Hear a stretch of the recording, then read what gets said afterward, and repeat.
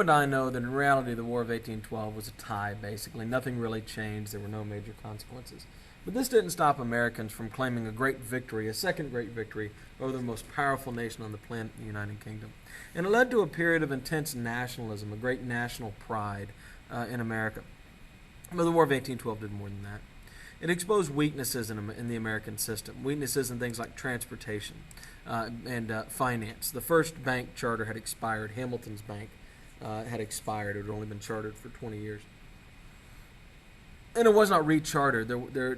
It just ended. There was no national bank. And so money began being issued by smaller banks. The Bank of the United States had issued the money.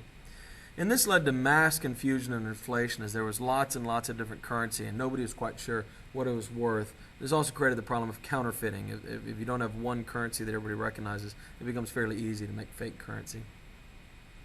So in 1816, we'll recharter, or actually charter a second bank. It's called the Second Bank of the United States. And this is actually even bigger than the first bank. But even this bank could not stop others from issuing paper money. So it did help to stabilize the economy, but not entirely. Manufacturing is stimulated by disruption in world trade. The War of 1812 obviously cut off trade with Europe as we couldn't get there because of the British fleet. And one of the positive effects of that was a boom in things like textiles, things that we had traditionally bought from Europe, we're now having to make ourselves. Textiles means cloth for clothes, by the way. The number of cotton spindles, these are things that turn cotton into thread, will increase 15 times, a 15-fold increase in cotton spindles between 1807 and 1815. We also have Lowell will develop a power loom in Massachusetts, and this will be better than anything in Europe. It'll be the most efficient, productive looms turn thread into cloth in the world. And will be the beginnings of America's first great economic boom, which is in the textile industry.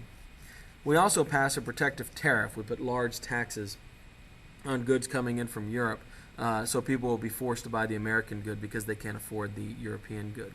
Now, this is great news if you live in the Northeast, but it's terrible for the South, who buys more imports. Remember, the South, they're growing cash crops. They don't have manufacturers.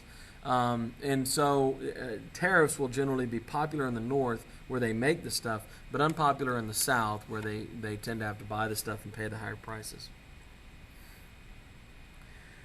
The other issue that became exposed is transportation. And the question was, what was the government's role in basically encouraging business growth?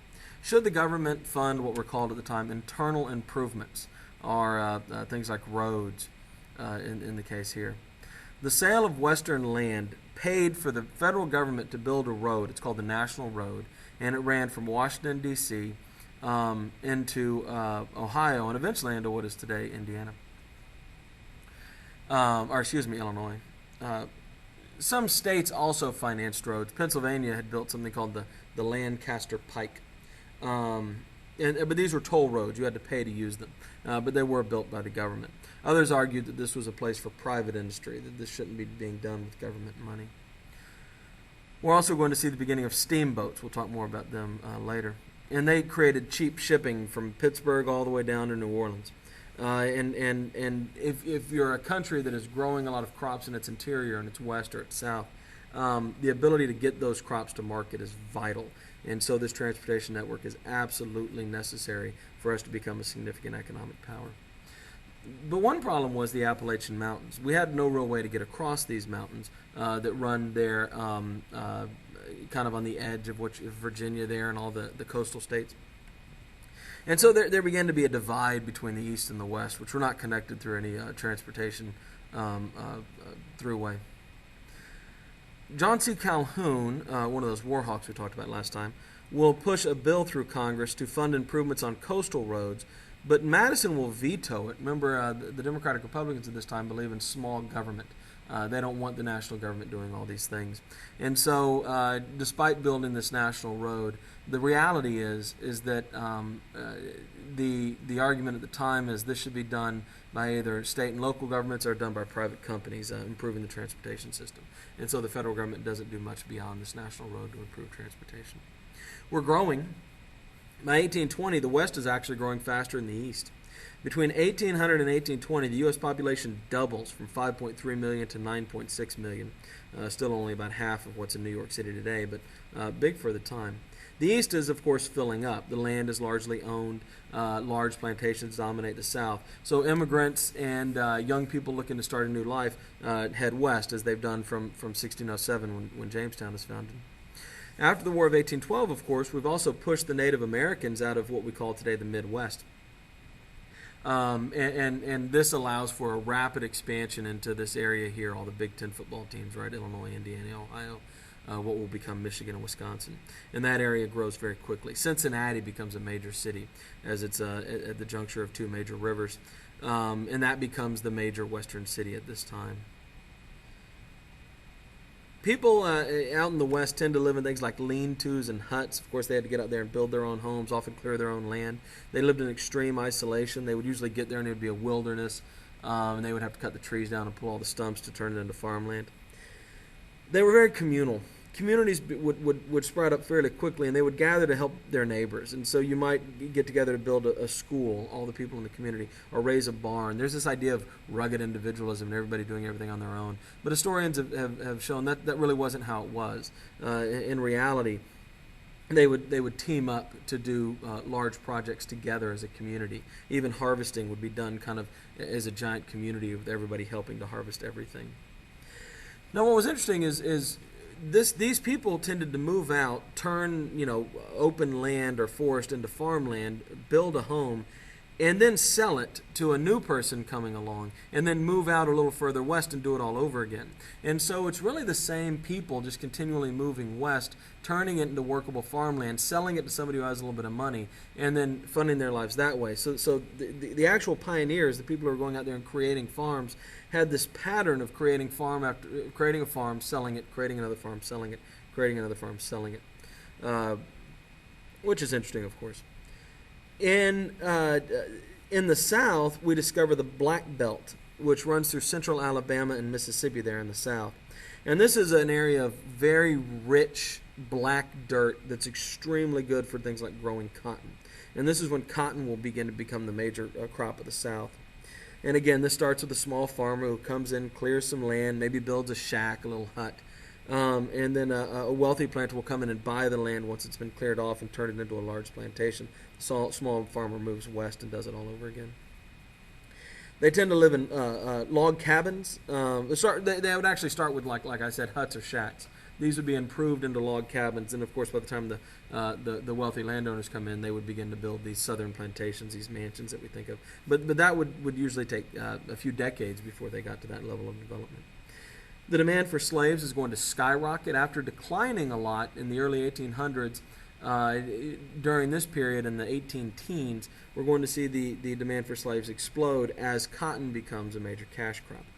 We're going to add new states. Indiana becomes the 19th state in 1816. Mississippi becomes the 20th state in 1817. The next year, Illinois joins the Union, and then Alabama becomes the 22nd state in 1819. And so we're very quickly adding new states. As for the far west, this area here that says unorganized territory, and really even into the part that says Spanish possessions, we don't really think much about that. We don't really care much about that. But it is important to point out that Mexico will fight a war and win its independence from Spain in 1821 and open up trade with the United States, so America and Mexico will enter into an economic relationship. Americans will pour in, particularly to the northern part of Mexico, what is today places like Texas and New Mexico, which many Mexicans consider to be too hot. Mexico is closer to the equator, so you might expect it to be hotter, but it's also on a plateau. It has raised elevation. So Mexico is actually quite cool. And the Spanish and then later the Mexicans didn't really see much use for places like Texas and Arizona and New Mexico, Utah, because they considered them to be too hot to live in. They also had lots of Native Americans. But the Americans will displace the Native Americans. Mexico will also buy a lot from America. America is able to offer better goods at cheaper prices. And Mexico will lose control of its own markets and its own borders fairly quickly, almost instantly, in fact. White trappers in the West will compete with Native Americans in the fur trade. And a man named John Astor will develop contracts with these mountain men. and will come to monopolize the fur trade from the American West. And his American Fur Company will become kind of the first great massive corporation in American history. And he'll become the richest man in the New World. Few white men lived in the West, and even fewer women and children. White men, women, and children anyway.